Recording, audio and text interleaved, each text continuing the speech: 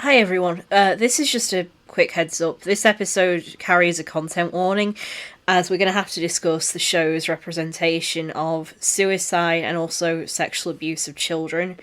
So if you need to bow out now, that's okay, and we'll see you next time.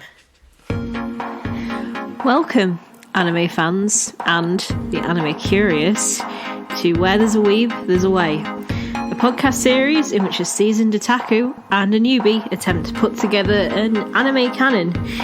We're going to be taking a look at some of the most influential shows and films, along with some more modern curiosities to help break a newcomer into the medium. We're your hosts, Grace and Chris.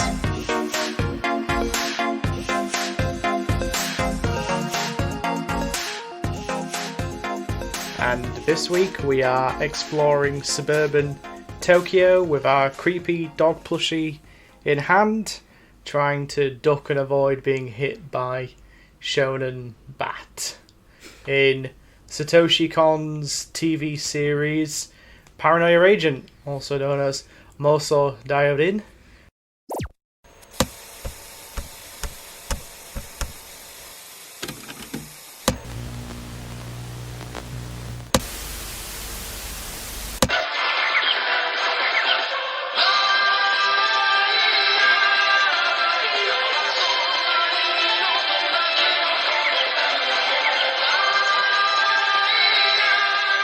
It was released in 2004, lasting for 13 episodes, directed by one of the late great anime auteurs of our time, taken away from us way too soon, Satoshi Kon, who unfortunately passed away in 2010, but left the world of animation with, well, some of the greatest animated films of all time, really. He really kind of became known and made a name for himself with the release of 1997's Perfect Blue, which is a psychological thriller set in and around the world of idol fandom, before continuing to hone his craft with Millennium Actress, which is a much gentler film than Perfect Blue.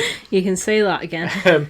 But is more about the past and about nostalgia and about filmmaking, and all following this one actor over the course of her life, and how reality can blend into fantasy and reality, kind of blend together, continuing with again a much more gentler Tokyo Godfathers, which is like a Christmas film, but again there's some elements of fantasy and reality blending together, before doing his final movie in 2006, Paprika, which again is about exploring dreams and all this sort of stuff. So Satoshi Kon's career has really been based around that exploration of fantasy and reality kind of like crashing together, which is then exemplified even further in his 13-episode TV series Paranoia Agent, which, in my opinion, is one of the best things Satoshi Kon's ever done or ever did during his time. It's, I think, the ultimate expression of kind of the themes he was kind of exploring over the course of his filmography. I certainly think at some point we should do an episode where we just talk about his films. Yeah, I was thinking that too. Because there's only 4 of them, and but they're all gold. They're all well worth watching for one reason or another. So basically after finishing up Tokyo Godfathers, I was mentioning as well another Satoshi Kon connection as well. He was also involved in one of the original JoJo's Bizarre Adventure OVAs made back in the early 90s. Oh, wow, okay. That's another link to our previous to one of our episodes, the last episode about JoJo's Bizarre Adventure. But yeah, so this week I said we're going to be talking about his TV show, which is Paranoia Agent. Do you want to take us through a little bit about Paranoia Agent? Paranoia Agent is a weird show. Sure is. So it begins with a young graphic designer who is assaulted one night while walking home. She gets her leg broken, I think, and she informs the police that her attacker was a middle school student wielding a baseball bat. And this is all very shocking to the police and the neighbourhood at large. Oh, it's terrible, this is what the young kids are doing today. But then as the series progresses, we follow more and more characters, and many of them come face to face with this bat-wielding young boy who is dubbed Shonen Bat. Shonen Bat in the Japanese. In the English, they localise it as Little Slugger. Yeah. But Shonen Bat basically just means bat boy. Yeah. Not as in like Batman, like as in literally like a baseball bat. Young boy bat.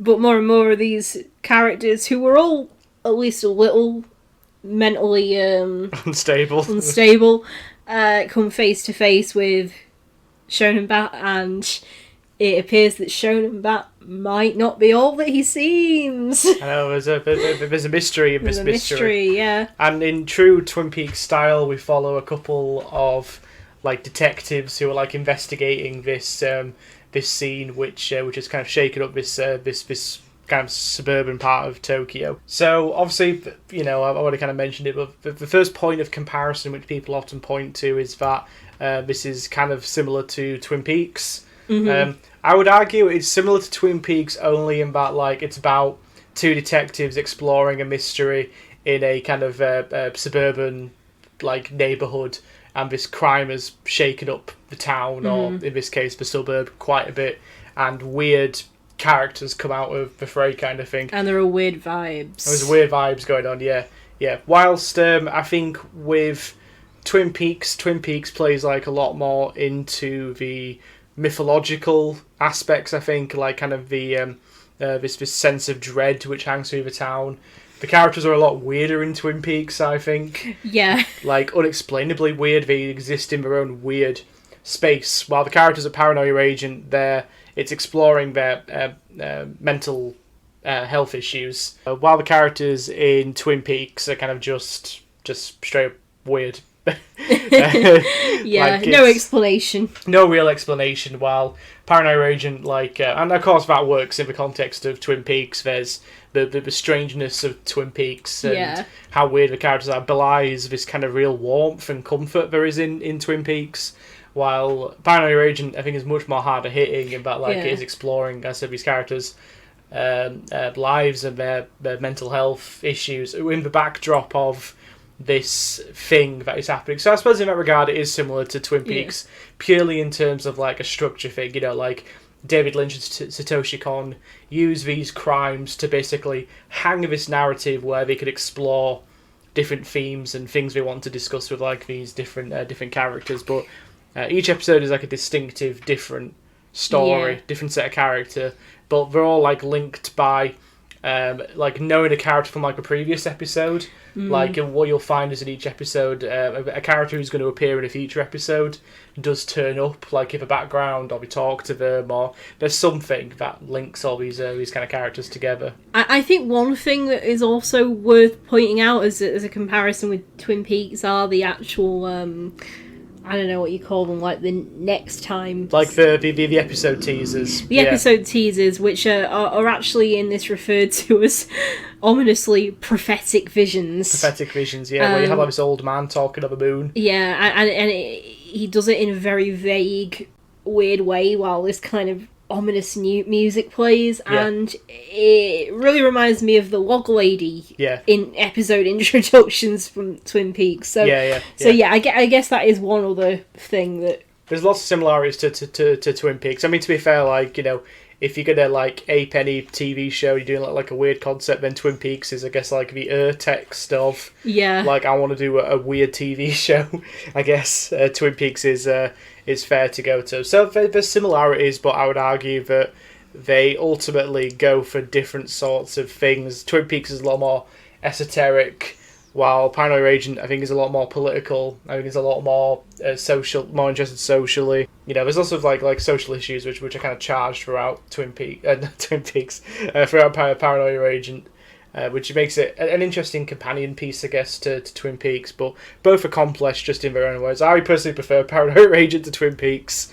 I like Twin Peaks quite a fair bit, but I really, really like Twin Peaks. But I think you could definitely say that Paranoia Agent is more consistent. It's more consistent in its quality. Yeah. I think Twin Peaks at its best is great. At its worst, it is at its worst, it's pretty unbearable. Yeah. For me, like, we're getting off track a little bit here, but for me, like, the best of Twin Peaks is some of, like, the best TV I've ever seen. Like, you know, there are certain episodes and scenes and moments in Twin Peaks which are, like, yeah, for me, like, peak TV. Like, some of, like, the best episodes are some of the best scenes ever. But, yeah, at its worst, it is almost unbearable. Yeah. We've actually not watched the third season yet, but we hope to get around to it at some point, like, next year. Yeah. Because I've heard really good things about the third season. But, yeah, like most people, I fell off majorly when Laura Palmer's killer is revealed, like most people, and the episode quality goes downhill. But anyway, that's Twin Peaks. We're not here to talk we're not about here Twin to Peaks. talk about Twin Peaks. We're talking about Paranoia Agent. Yeah. So I guess we kind of talked about the best way to do this, and I think because of its structure, the best way we kind of agreed to do it was to kind of like a little breakdown episode by episode, because it's only 13 episodes, so you know we won't be here all day. And so like each one is so like distinctive. The only way we're able to do it and like not do it our usual way is we just have to talk episode by episode. It's the only way. Okay, so the first episode is called Shonen Bato Sanjo, which is localized as Enter Little Slugger. And yeah, so like in this opening episode, we establish kind of a bit about this world, what Shonen Bat is, and we're introduced to really the main character who kind of runs through this whole series. She's called Tsukiko Sagi, who is a graphic artist designer who created a very successful mascot character, like a little pink dog called Maromi. And she's in a bit of a rut because she can't quite design the next hit. It always struck me that like Sagi's getting like a bit of a raw end of the deal kind of thing. Like, you know, she's created like this massively successful character, but she doesn't seem to have like any sort of like monetary like. Yeah. Also, it seems like she's already getting pressured to make the next big thing. Like, come on, guys! I think you can coast on this one character for at least a bit. I mean, the TV series we later learn hasn't even come out yet. You know, like, give the woman a break. I know, yeah. But like, you know, like she's like, you know, she's very like cut off from reality. You know, she's always clutching like a kind of like a plushie of Maromi, and who talks to her. Who talks to her, of course. So yeah, so you already kind of know going in. This is kind of what we're getting. You know, in terms of these characters. Yeah. Where their heads are at. Like all of her co-workers think she's a bit weird. I think someone's like a little bit jealous of like her success and stuff. But as I said, she doesn't seem to have like any like financial cutback to like making this like a massively successful character. Yeah. But anyway, she's walking home kind of one day, and she's like an old woman rummaging through some rubbish, who becomes a character later on. When all of a sudden she's hit around the head with something, you know, and then in her head when she's talking to the detective afterwards, she formulates the idea that it was a boy with roller skates with like a hat and like a golden baseball bat that hit her, and then this kind of urban legend starts to spread throughout the town, basically about this boy Shonen Bat who's going around and hitting people, and lots of it's like, well, I've heard he's got golden eyes, and I've heard he's got big teeth, and like the collective subconscious kind of creates this character, this urban myth, basically, who may or may not really exist. It's really interesting, like the way that the media presence kind of builds it up. Yeah. But yeah, so like she Sagi kind of gets the attention of like a couple of detectives. One's like an older, more wiser one. The other one's like a younger one.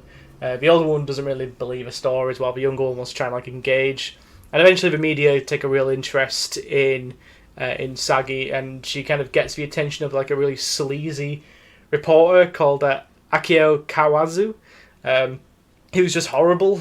Like maybe it's something about people called Akio. Maybe, yeah. That's twice now an Akio. Twice now an Akio has been the worst. I love that sequence where like in this episode where Akio basically trying to get a story out of Sagi, and like he again, wonderful way of establishing who his characters are. Like Sagi just has like a simple like little orange juice in like a little glass tumbler. But he has like this extravagant like ice cream sundae thing that's like melting and stuff, and like there's a really awkward part where like he drops a pen and like looks up a skirt and stuff, and then like licks the ice cream off the top, and it's so creepy. Pretty horrible. Yeah. Yeah, and that said, I just said this Akio was the worst. Actually, to be fair, he is not the worst. He's not the worst, no. In this series. Compared to Akio and Utada, he is nowhere near as bad. Yeah, also I think some of the other characters we'll get to in this, or at least one that There's at least one who I despise, who's worse. Yeah, so much worse. Yeah,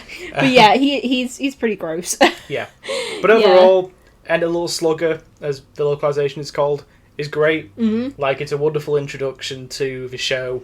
You get a real sense of like I love the opening where like, you know, everyone is like on their mobile phones and stuff and on the internet, and I talked a little bit at the start of this when we started watching it about like how Paranoia Agent was created at like the tipping point of the social media era, just before MySpace really took off, you know, before Facebook really was a thing, and before Licklock or whatever the kids are into these Instagram. Such an old man. Instagramophone or whatever it's called. But like already people disassociating from reality. You know, everyone is like, you know, on trains all packed in together. We're all on their mobile phones and stuff, and like not interacting with people. And you can see how in this sphere, a tale like Shonen Bat would take on this bigger interest. Great opening. It's reprised in the final episode. It's really good. But yeah, great introduction to the series. So next episode is called The Golden Shoes in English anyway. In Japanese, it's Kin no Kutsu. Which this is one of my favourite episodes. Oh, okay. It comes really early on, but this is one of my favourite episodes of the of the series. We're introduced to a very popular smiley young boy called Yuichi Tada, who his nickname is Ichi, which of course in Japanese number one. He's a very popular 6th grade schoolboy, but unfortunately he starts to get bullied by his classmates because he bears a resemblance to the media image that's been built of Shonen Bat. Yeah, people saying it's him. He's also running for president of the student council, something like that, yeah. Which we know from all the anime we've been watching, this is serious business. It's serious business, yeah. It's cutthroat, you know. People talk about like, you know, political elections, presidential elections, or prime minister elections, but you know, it's serious business. You know, they have like posters made and stuff, and it seems like he's going to be a surefire win, but as I said, he starts getting bullied and stuff. Yeah. And also, Ichi's kind of like, say this in the nicest possible way, I think he's delusional. He's delusional, yeah, definitely. Yeah. He's so convinced of how brilliant he is. But weirdly, I still feel sympathy for him. Oh yeah, of course. The scene where like we'll talk about it in a bit. Yeah, we'll talk about it in a bit.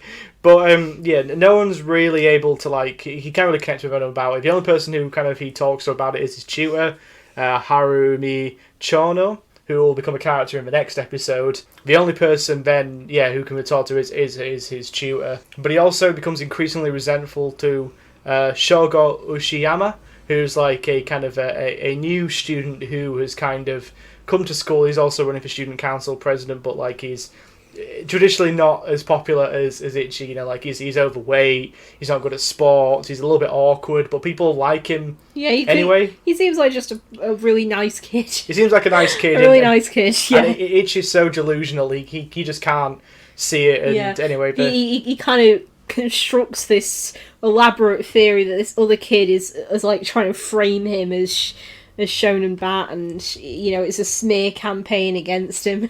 Yeah, it's all very it's all very like, you know, you get it. It's that thing where it's like he's delusional and stuff. And at one point, he basically tries to convince Ushiyama not to take part of student council president, so people take some unfortunate pictures of him like grappling him, and that just ruins any chances he has of becoming school council president. To the point where the poor kids, like, you know, this is what we talked about earlier, where he's going to have like a birthday party, and like, you know, he imagines in his head like, oh, you know, Tanjobi Medito, you know, everyone's all there celebrating. I feel like the ending of Evangelion, actually, when we're all like clapping for Shinji at the end. He imagines it'd be like that in his head, but then of course it cuts to reality and no one's at his birthday party. It's just his mum and his tutor. And his mum's made like this huge spread of food, like no one's there. It's so sad. Yeah, it is a little bit heartbreaking. It is. Even after everything, because I guess you don't want to see this kid in too much emotional pain. But yeah. So like it's incredibly sad. Even at this point, you still feel some sympathy towards yeah, because he's just like a kid. He's a kid. It's it's maybe not his fault. He's literally delusional. Yeah.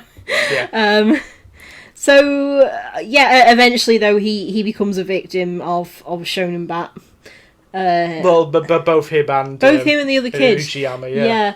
That takes us into the next episode, Double Lips in English. Daburipu. Yeah. In the Japanese, this picks up with Ichi's tutor, Harumi, who's a woman with dissociative identity disorder. So that's fun. She basically has like multiple personalities, and her other personality is a sex worker called Maria. And the episode is really about her trying to balance these two sides of her personality and trying to live, well, certainly from Harumi's perspective, trying to live a cleaner, quote-unquote, cleaner life, Yeah, she wants to get married to this dude, and she's trying to give up being a sex worker, but she also has these, stretches where Maria just kind of takes over, and she doesn't remember later what has happened, but she thought she threw away Maria's like work clothes, but later they show back up in her apartment, and it turns out Maria's been like seeing more clients and she has no memory of that. And so, for a show called Paranoia Agent, this is, I think, where things really start to get paranoid. Yeah, definitely, yeah. And of course, at the end of the episode, it climaxes with her personalities like fighting each other before climaxing with Shonen Bat hitting her. That's kind of where the episode ends. Yeah. Again, this is a really great one. Like, I think this is the one where I remember when I first watched this, I was probably about 14 to 15 or something. I was really shook up by the second episode. And then the third episode, I was like, oh my god, I've literally never seen anything like this before. Yeah, I guess this is probably a more adult show than most ones. Oh, definitely, yeah. In fact, when I first watched it, I was still in secondary school. I actually didn't finish watching it because it kind of creeped me out that much. Oh wow, okay. I didn't actually watch it again until like some years later. Oh. It actually kind of creeped me out too much. Yeah, I can imagine. I can see why. Because with the way things go, you could definitely see like why it would shake up someone even more, right? But yeah, the third episode's great. It kind of like, I don't think it's quite as sharp as the second episode. No. But it's still really good. Which then takes us to episode 4, which is called A Man's Path, Otoko Michi, which follows a kind of an overweight, low-level police officer called Masami Hirakawa, who is like, he's like a family man, but like as it turns out, he's actually accepting bribes in form of cash and women from the local Yakuza group. In fact, his favourite sex worker is Maria Harumi from the previous episode. In fact, at one point, like I think in the previous episode, like you can see him like on the TV, like in an interview or something. But yeah, so basically, Masami is using this money to basically build a perfect house for his family, and oh boy, does that take on a new thing later on, like in the next episode, in the next couple episodes time. But we'll get there. We'll get there. But yeah, so Masami kind of gets a little bit too big for his boots and ends up kind of crossing paths with the Oyabun, who's like the boss of like the local Yakuza group, and basically says he needs to pay back the money. He's got no choice, otherwise he's going to have to give up his house and maybe even more, basically.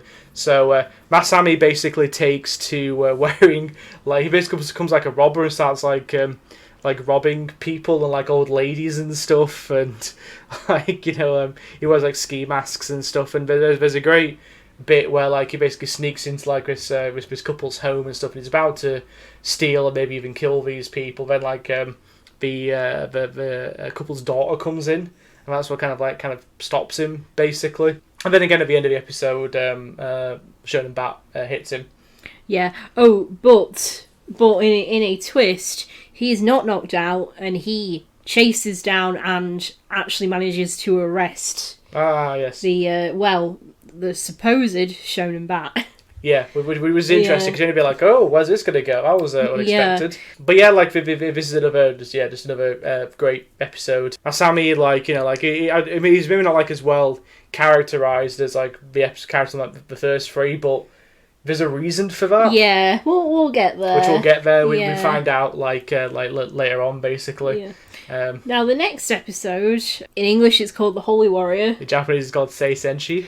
I think if you have seen Millennium Actress, one of Satoshi Kon's movies, this really has a similar kind of thing going on. Yes, definitely. Yeah. So in this episode, the two detectives are interrogating Shonen Bat, who actually turns out to be an 8th grade student called Makoto Kozuka. And basically, Kozuka admits to the attack because he believes that the world around him is like a medieval fantasy-style role-playing game. And he basically sees himself as being a holy warrior, is what he calls himself, basically liberating people from a villain called from Goma.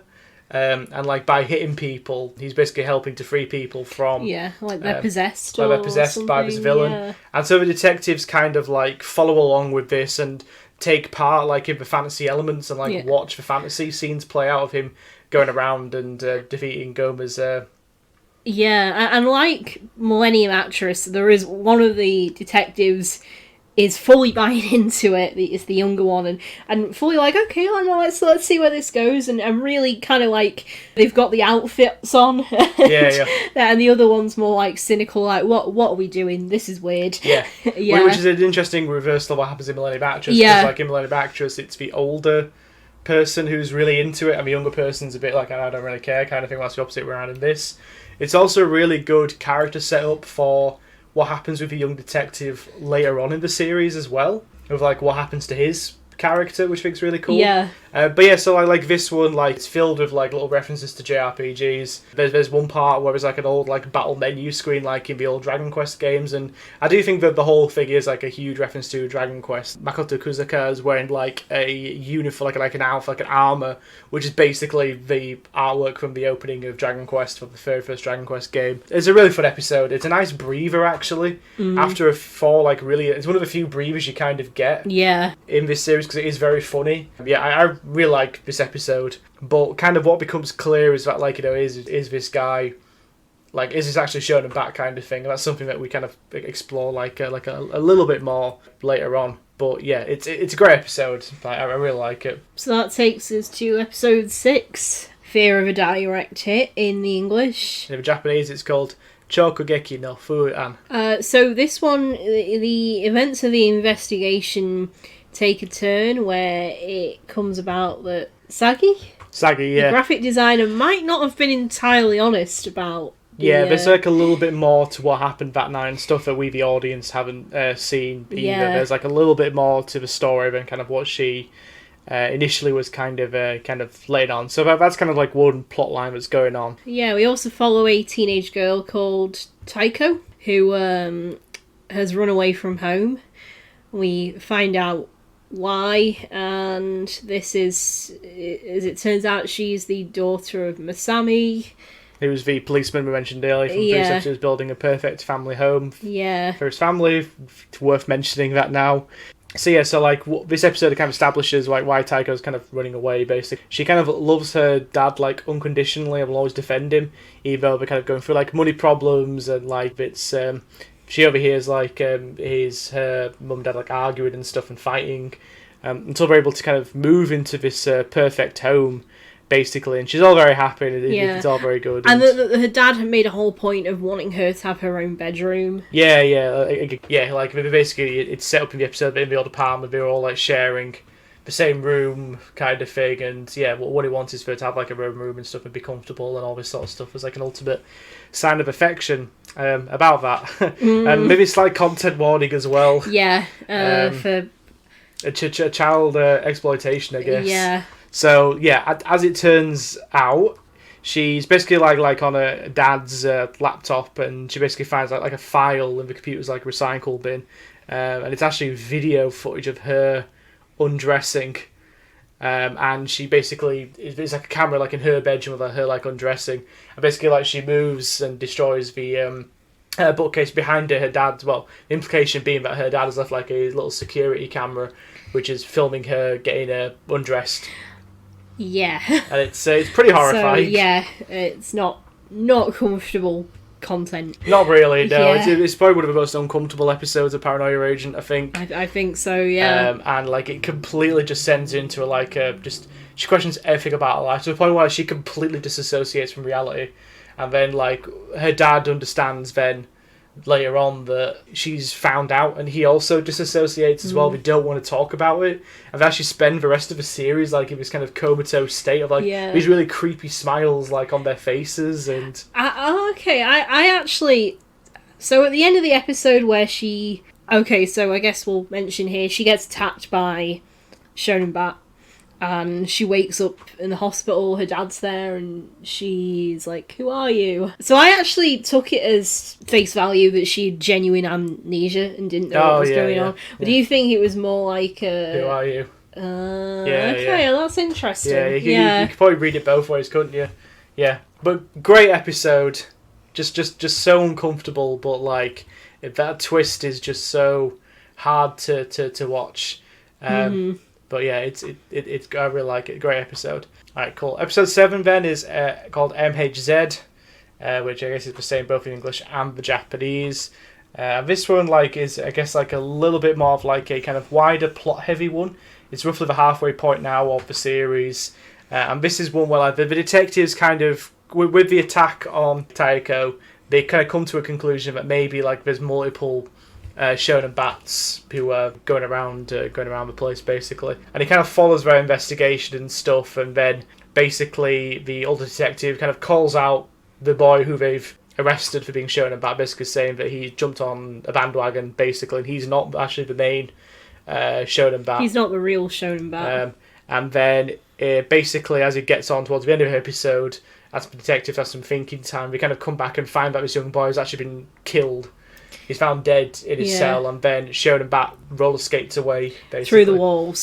So I guess this is, in case you were in any doubt, the real confirmation that Shonen Bat, whoever he is not a regular human person. Yes. Yeah. And up to this point, like, we've kind of started to see that Shonen Bat's most of the victims, apart from the ones who were attacked by this poor boy who's now dead, they were people who were looking for a way out. They wanted to escape. So this is kind of like a theme that becomes very apparent over the second half of the series, and maybe no more so than in the next episode, which I think might be my favourite episode. Yeah, I like this one a lot. Yeah. So you can do the English. The English title is Happy Family Planning, and in the Japanese it's called Akarui Kaizoku Keikaku. Kaizoku, of course, is a term used quite a lot in lots of stuff to mean family, but like not even necessarily like biological family, but kind of like people who you feel a strong fellowship with. Luffy in One Piece calls the members of the Straw Hats Kaizoku. So and then this episode is about people who aren't biologically related, but they see themselves as kind of being like a family, basically. And this is basically about 3 members of an internet suicide pact group, and content warning. This whole episode needs a content warning, I think. At the start, content warning for suicide, because there are some really uncomfortable images. This episode was actually edited in the UK for the longest time. A really key scene was cut by the almighty BBFC, who are the rating standards here in the UK. 1 minute and 20 seconds was actually cut from this episode, and has actually not been available on home video until this year when the Blu-ray version was released, which is wild, to be honest, to me.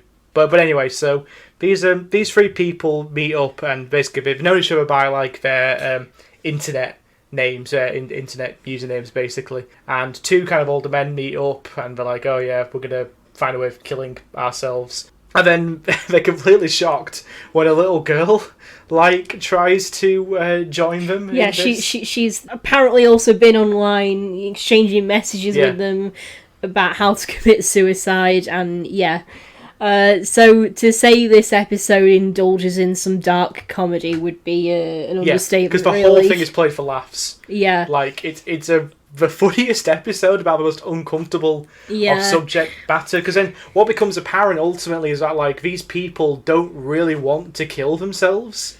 Like, you know, like again, you know, you'd have thought these would be the ultimate people that Shonen Bat would come after, people who want a way out. But what becomes apparent, and there's like a warmth to the episode, definitely, which you kind of find at the end. Is like I would argue they ultimately don't want to kill themselves. They just want to feel a connection with other people, which you kind of have through like this little family that they've kind of formed, and there's a sweetness to it. But yeah, there's this whole thing of like they try to kill themselves with like carbon monoxide poisoning. Also worth noting that the two older men are like not down with this little girl killing herself, so they're like secretly trying to find ways to stop her from dying. There's a really funny scene where they're about to kill themselves by like throwing themselves like in front of a train, and like they're like, okay, we'll jump down first, but then we'll throw her back up onto the platform before the train hits, and like it's just played deadpan. It's played for comedy. Like it's so uncomfortable, but so like really darkly funny. If you're sensitive to suicide, I would say this is an episode we should probably skip. Yeah. Because like it does indulge in, as Grace said, incredibly dark comedy, and I don't think it's a subject matter that should be taken to light. And honestly, the fact that this episode was even made is pretty ballsy, because obviously considering Japan's suicide rates. Yeah. But if you're able to indulge in its vices, it is the warmest episode of Paranoia Agent. Because as I said, you know, they actually they go to a bathhouse. And they're kind of like, oh, you know, here are all these people, oh, they got killed, and oh, good for them, kind of thing.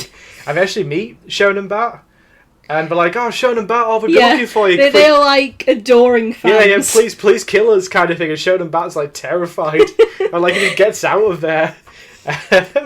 But there's, like, you know, the episode then kind of has this kind of implication that maybe we've actually been dead this whole time. Because like as it turns out, you know, one of the characters notices that they're not casting a shadow, kind of thing. So the implication could be that they are already dead and they're like spirits, like in an afterlife. But I said they've kind of formed this little family. Yeah. So maybe it's a happy ending. It's a happy ending in a way, like a sad demise for them, but like a happy ending overall. Love this episode. It was great. It was really, really wonderful. And yeah.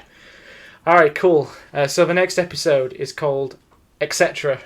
Oh. Which basically has like kind of 4 housewives exchanging stories about Shonen Bat. And like, I've heard Shonen Bat does this.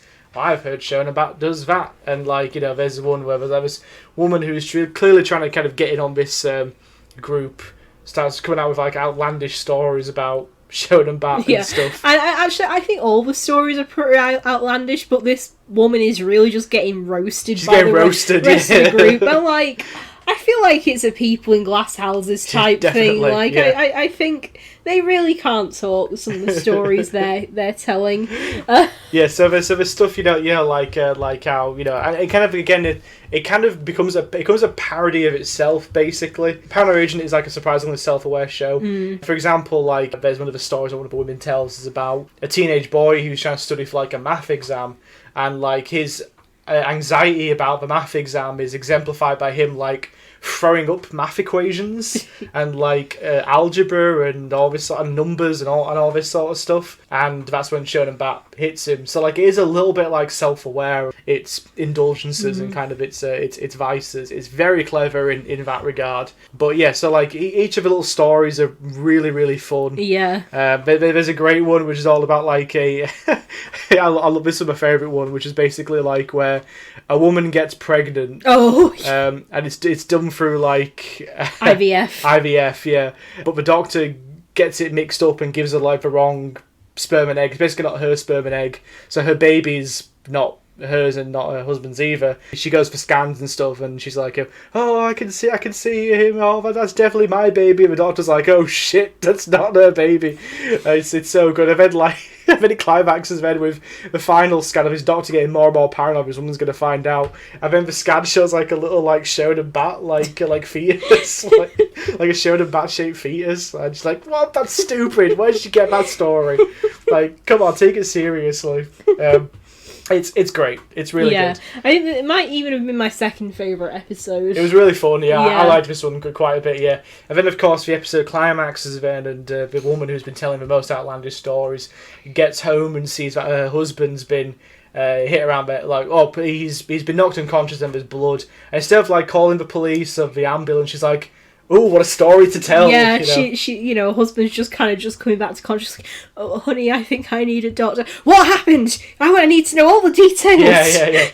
I'd even argue this is a good one, even just to show as like an individual episode. Yeah, I actually could see it working just to because it's very clever. Like if that kind of like it's got a nice little coda at the end, and it's got a nice little gag at the end. Yeah, with her. I mean, I think it probably works better if you know what episodes of the show are normally like. And, Yeah. But definitely. yeah, I think you probably still would enjoy it if. It's a great little episode. I love this one. Then it takes us on to episode 10. Mellow Maromi. And in the Japanese, it's called Maromi Madoromi. There you go, a bit of clever wordplay there. And this one is where things get really meta. It basically follows the production staff of an anime based on the character that Sagi-san has created, Maromi, and all the issues that they're having trying to get this fucking anime made. It's great. It's really fun. There's this useless like producer like who just can't keep things straight in his head. Everyone hates him. The production's over schedule, over budget. People don't know what they're doing. And worse still, when the producer, the production coordinator, is traveling home at night, he basically sees like Shonen Bat like chasing after him like on the highway, which is really cool. Yeah. I mean, I think it's like one of the lesser episodes. Yeah, I would agree. I think for like the meta stuff, I think it's really fun about them trying to make an anime production, but also like how hellish making anime is. Yeah. So that was great. I really liked that one. So then episode 11. 11, no entry. Japanese Shinyu Kinshi. And this one really kind of took me by surprise going back to it, because I kind of forgotten a little bit about this one. So Shonen Bat's doing his thing, like, you know, he comes to a woman's house. It looks like she's desperate. Basically, she wants a way out of her life, and Shonen Bat's about to hit her. Until she starts telling this story about what led her to the position that she's in, all the hardships that her and her husband have been through, and like how her husband's lost a job and stuff. And the twist then is that actually that her husband that she's talking about is actually the older detective, because following the murder of the young boy, they were both fired. Yeah. So he lost his job. He's now working like on a construction site, and you kind of get to understand the old detective a lot more, and he kind of paints this really sincere, loyal relationship that the two of them kind of have, and Shonen Bat's like, what do I do? Like, do I hear? Do I not? Like, he doesn't know what to do and screams at one point. Because she, you know, it's like she calls him out basically. And it's like she had a fleeting moment of wishing for death, but she kind of points out it was fleeting. I don't, maybe I meant it at the time, but I don't feel that way now. And it's interesting. And then just when you think Paranoia Agent's building towards a moment of warmth, like a nice committed relationship between an old married couple, it ends on this really lovely note of like the older detective, his new job makes friends with like an older man, and they go and drink beer and sake like after work kind of thing, and they're talking about his wife and stuff. The old man's like, oh, she sounds like the best wife ever, you know, she makes your dinner every night and stuff, and like she does all your washing and stuff. And then she's like, yeah, she's great, maybe a little too great. And then he tells her like this thing about like how when he went away on a business trip once, like she kept on making dinner every night and leaving it like in his usual spot and just let the plates pile up. Yeah. So you're like, oh god. Oh god. She made this thing earlier in the episode about how, you know, she airs out like his sheets every day outside so they're nice and fresh for him to sleep on. She even does that when it's pouring rain. Yeah. Yeah. Yeah, it's great. Alright, episode 12. Radar Man. In the Japanese, Radar Man. That was easy. This one kind of picks up with the younger detective who's kind of become like a Batman type character. And he's kind of following up on, in Batman style, he's following up on lots of different clues. And now he's free of being a detective, he's basically kind of gone a bit crazy and got into the fantasy world, which is established that he does quite easily fall into in the episode about the Japanese role-playing game. And he's basically following up on the mystery of the old man, who's been a reoccurring character throughout the series. You know, we see him in the prophetic visions, and we see him throughout the show as well. And like maybe he's got some bigger connections to all of this, basically. Yeah, he's basically kind of piecing together what actually has happened with Sagi, and you know, all the different kind of things that have led her to this point, and uncovers the truth of kind of what really happened on that night. So this is like a good little episode, more just to set up the final episode. But it's fun seeing, as the young detective and Manny were going around and like as like a Batman type character, and like in his head he looks so much cooler, but in reality he looks like a hobo. Like, you know, it's really great. Like it's really a really fun little episode. I don't know if this might be a good point to just bring up an interesting bit of trivia, but in the dub, which we didn't watch, but in the dub, this character is voiced by Liam O'Brien. And Shonen Bat, or Will Slugger as he's called in the dub, is voiced by Sam Riegel. Yes. So I don't know if there are any other Critical Role fans who listen to this podcast, but it was delightful seeing their names. Yeah. And even if Sam was spelling his name as he like Regal, as in like I'm Regal. Yeah, which I can totally see him doing as well. Like, you know, that tracks. Oh, you think he did that? Yeah, definitely. Yeah, Okay. he probably asked that as like the way he'd be listed on the episode, because obviously his name's Regal. And... I just assumed somebody messed up. No, I reckon it was Sam. Definitely. I mean, that tracks too.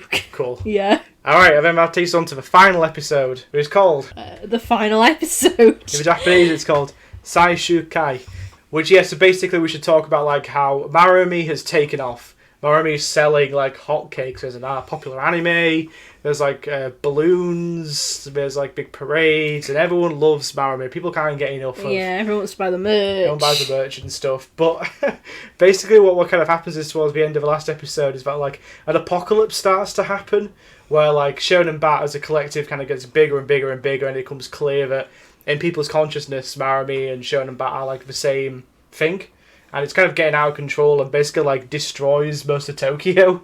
There's like this huge black mass which kind of like rips through the streets and stuff, and like destroys everything, and everyone's in a bad spot. The older detective, which got to mention in the last episode, he's on his own fantasy world. He's in his own fantasy world. Like, he's imagining things like the way they were back in like 30s, 40s Japan, maybe more like 50s Japan. Let's say it's like a cartoon world of it, and the characters are all done like cardboard cutouts. It's really cute animation style. Yeah. So the older detective's completely fallen into his own imagination, and the young detective's not quite up to the task of stopping this huge black mass, basically. But yeah, so like eventually we find out that for Sagi, Maromi was like an actual real dog that she had. And basically, she accidentally caused the dog to die. The dog died when she was a little kid. Yeah. And the dog is basically like, you know, like her creating Maromi is like, you know, her way of trying to connect with the dead dog and her sense of guilt for letting the dog die, basically. So yeah, so she basically invented this story about Shonen Bat and all this sort of stuff, and that's how it all kind of all let it happen, basically.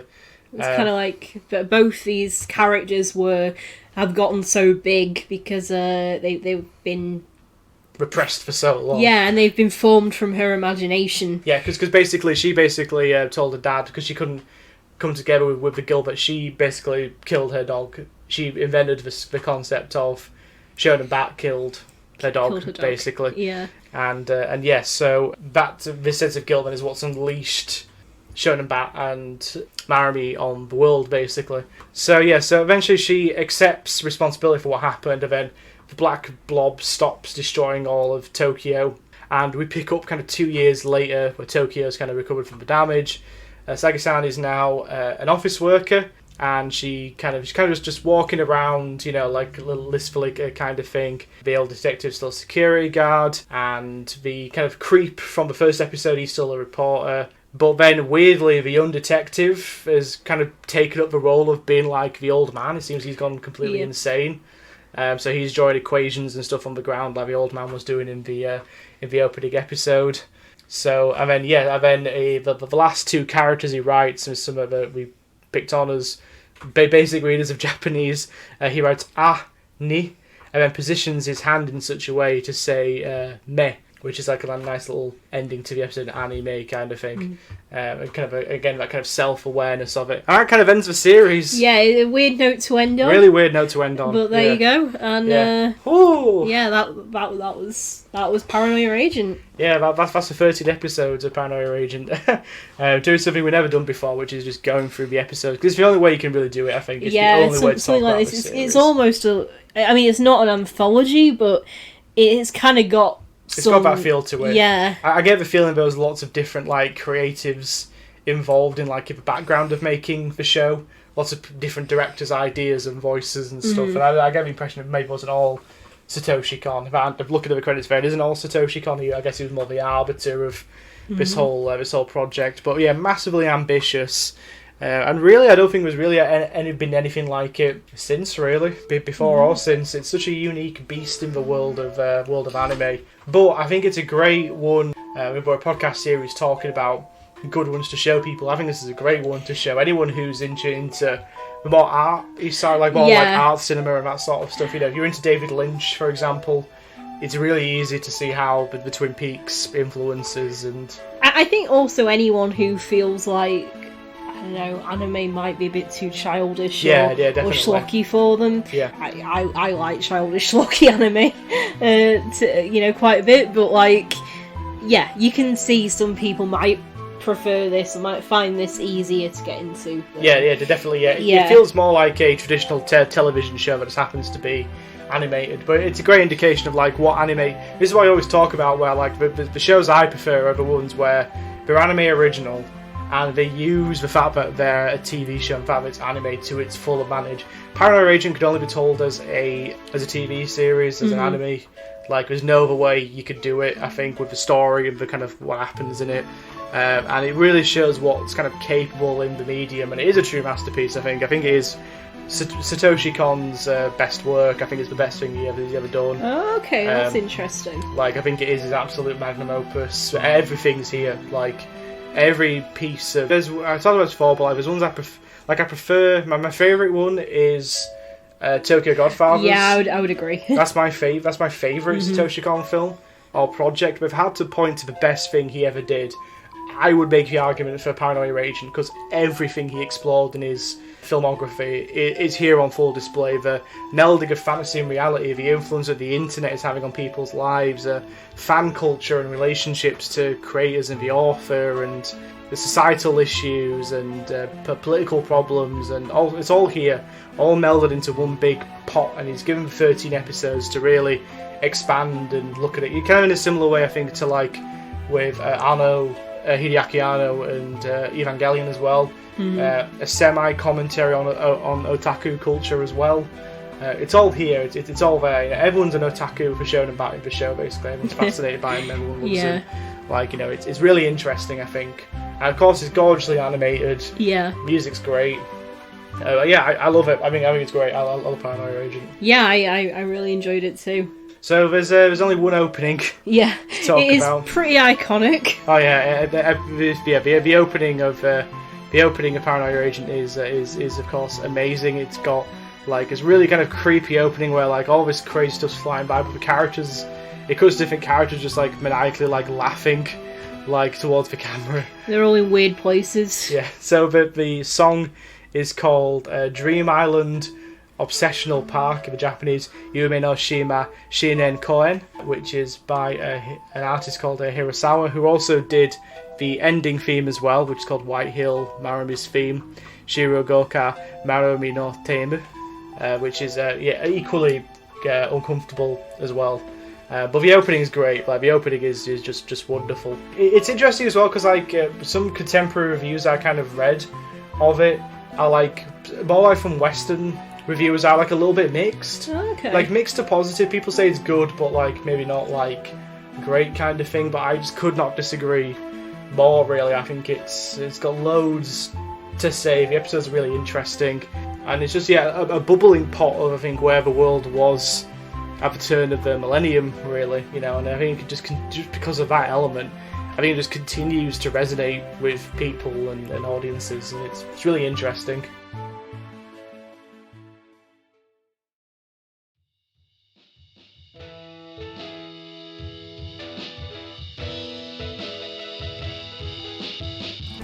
Okay, yeah, so I guess then we should talk about our overall rankings of...